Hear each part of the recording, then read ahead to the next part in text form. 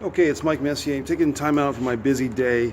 I want to address this situation for the Twitter people, Twitter folks.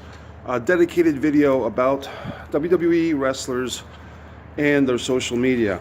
This does not apply to New Japan, Ring of Honor, Impact, independent wrestlers, WWE wrestlers that have been released. NXT, I would say it pretty much does apply to them. The WWE wrestlers, and this is a dedicated video to Macho Man, Ace, Jessica especially, Boomer, all the people that are kind of involved in this conversation, even Jim Cornette. It's me explaining to you, and trying to be nice about it, but I'm going to hold my ground on this. These WWE and NXT wrestlers, their social media representations, that's like part of the character. And there's help from Titan Tower college interns, unpaid in most cases, and they're being supervised. They do have a supervisor, but basically they're doing the social media for the wrestlers as Vince or Triple H or Stephanie wants that presented. It's not a crime, but yes, the same account that you see Becky Lynch or Ronda Rousey, that account is privy to people who are doing college internships at WWE for either college credit or because they want to work in professional wrestling or media. That's all it is. It's not me saying some revolutionary thing, folks. Guess what? Ric Flair wrote a book, To Be the Man. Ric Flair said that there was a different guy initially hired to write that book, and they had to get somebody else. Ric Flair didn't sit there with a typewriter or a computer and write To Be the Man, the Ric Flair autobiography. He admitted he had a ghostwriter. The same thing with the social media, except they're not admitting to it. It's another scam. Meltzer calls it a con. It's the wrestling business. I'm not trying to be a fucking asshole about it, or a cunt, as someone called me. I'm telling you facts. If you want to argue it, that's fine.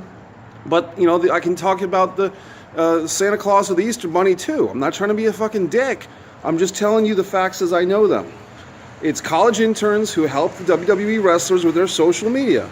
If you think this is condescending, I'm sorry. It's just the fucking truth.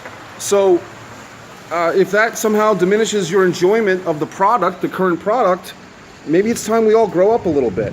You know, I mean, they're still doing shows in Saudi Arabia, even though their business partner, there's more evidence by the Turkish people, Turkish government, saying that he was your boss. It was quoted, a New York Times article about it. So I'm not a news reporter. I'm just telling you the things that I know. I'm sharing with you what I know.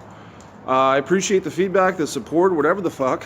It's not a big deal, but I do get frustrated with wrestling fans who are so forgiving. They're so apologetic. They want so much to believe.